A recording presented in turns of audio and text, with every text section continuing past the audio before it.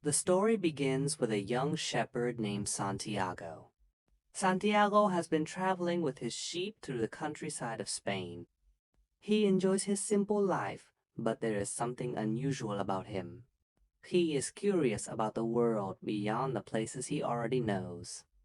One night, while sleeping in an abandoned church, Santiago has a strange dream. In the dream, a child takes him to the Egyptian pyramids and tells him that there is a treasure waiting for him there. Santiago wakes up before he can discover exactly where the treasure is.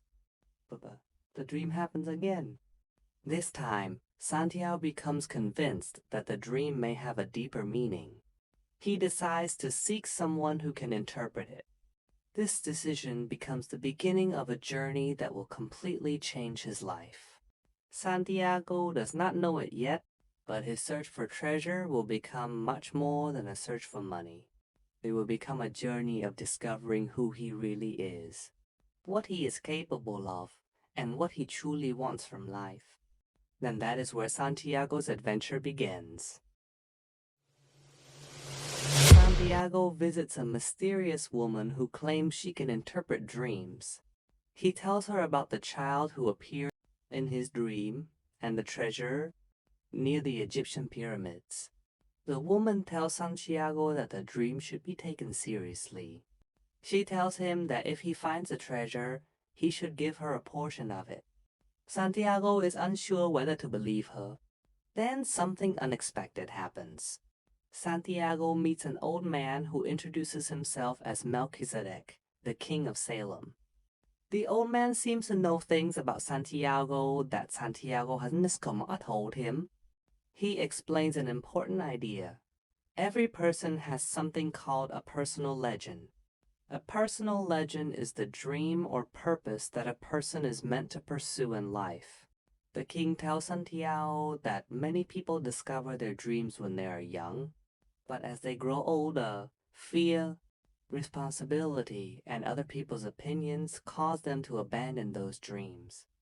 Santiago begins to realize that his dream of finding the treasure might be more important than he originally thought.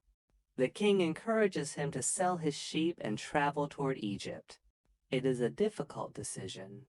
His sheep are familiar. They are his source of income. They represent the safe life he already understands.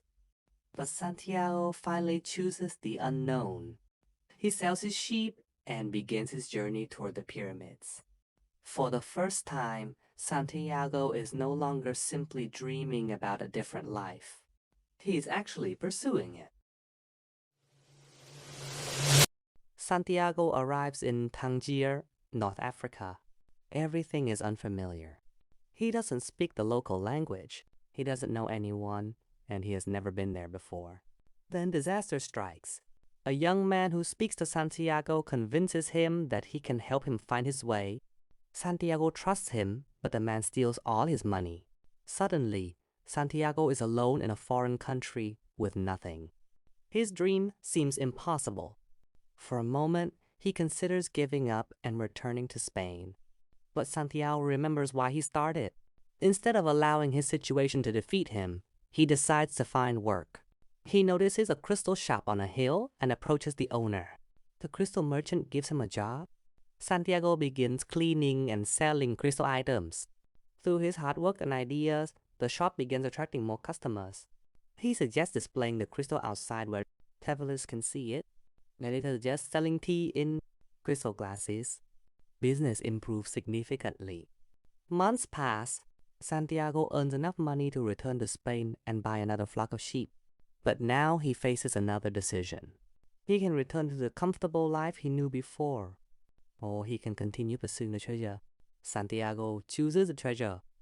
The journey continues. Santiago joins a caravan traveling across the desert toward Egypt. During the journey, he meets an Englishman who is searching for a mysterious man known as an alchemist. The Englishman has spent years studying books about alchemy. He believes that the alchemist possesses knowledge that can transform ordinary metals into gold and, more importantly, reveal deeper secrets about life. As the caravan travels through the desert, Santiago begins paying attention to things around him. He learns that the world communicates through signs and experiences. The desert teaches him patience. The journey also teaches him that knowledge isn't always found in books. Sometimes you learn by watching, listening, and experiencing life. Eventually, the caravan reaches an oasis. Because fighting has broken out between different groups in the desert, the travelers must stop there for safety. At the oasis, Santiago meets a woman named Fatima. He immediately falls in love with her. For the first time, Santiago wonders whether he should forget about the treasure and stay with Fatima. But his journey is not finished yet. While staying at the oasis, Santiago eventually meets the mysterious alchemist. The alchemist recognizes that Santiago is searching for something greater than ordinary wealth. He agrees to guide him. Santiago is afraid. The desert is dangerous, and continuing toward the pyramids could cost him everything. But the alchemist teaches him that fear can be more dangerous than failure. He encourages Santiago to listen to his heart and understand the signs around him. Santiago begins to realize that his journey isn't simply about finding physical treasure. Every challenge has been preparing him for something. The alchemist also teaches him that people often know what they truly want, but fear prevents them from pursuing it. Santiago continues traveling with the alchemist across the desert. Eventually, they are captured by a group of warriors.